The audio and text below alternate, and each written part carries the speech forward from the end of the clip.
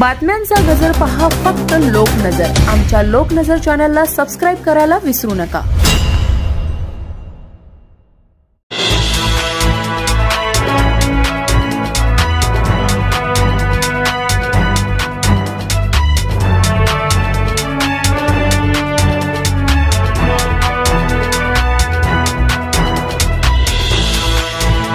अकोला जिल्ह्यातील पातूर घाटातील नवीन बायपासवरील नानासाहेब मंदिर समोर दोन कारचे अमोरासमोर धडक झाल्याने भीषण अपघातात 6 जणांचा मृत्यू झाला।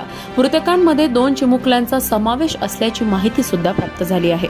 अपघातातील सरनाईकांचे कुटुंब हे वाशिमला जात असल्याची माहिती प्राप्त झाली असता सदरचा अपघात हा महामार्गावरील 4 पदरी असलेल्या अकोला वाशिम मार्गावर काही ठिकाणी रस्त्याचे काम सुरू आहे, त्यामुळे या ठिकाणी वाहतूक एकाच रस्त्यावर वळवण्यात आली होती। त्यामुळेच हे दोन्ही वाहन एकाच रस्त्यावर आल्याने हा अपघात अमोरासमोर झाल्याची घटना घडली आहे। या अपघातात मृतकांमध्ये आमदार किरण सरनाईक यांच्या पुतण्याचा समावेश आहे।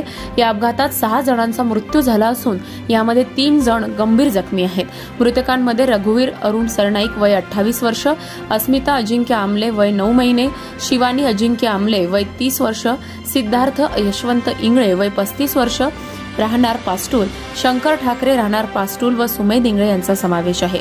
तर जखमींमध्ये पियुष देशमुख वय 11 वर्ष, सपना देशमुख वय 41 वर्ष तर श्रेयस सिद्धार्थ इंगळे वय 3 हे गंभीर जखमी आहेत। घटनेची माहिती मिळताच पातूर 108 रुग्णवाहिकेचे ड्रायव्हर सचिन बारोकार आणि डॉक्टर फैजान जहागीर घटनास्थळी पोहोचून रुग्णाला शासकीय रुग्णालय येथे हलविण्यात आले। नेमका हा अपघात कशामुळे झाला याचा तपास पातूर पोलीस करीत आहेत। आज रोजी साधारण 2 वाजेच्या सुमारास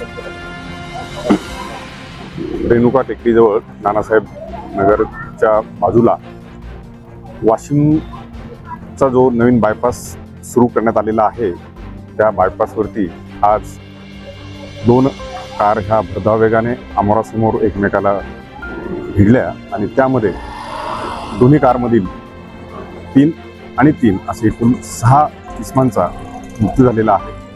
इतर जे काही जखमी आहेत 3 ते 4 लोक हे JMC येथे तसेच खासगी रुग्णालयामध्ये औषधोपचार घेत आहेत। धडकच इतक्या जोरात होती की दोन्ही वाहनांचं जर आपण प्रत्यक्ष पाहणी केली तर त्यावरून आपल्याला धडकेचा अंदाज येतोय। उन्हाची वेळ आणि वाहनावरचं नियंत्रण सुटणं हा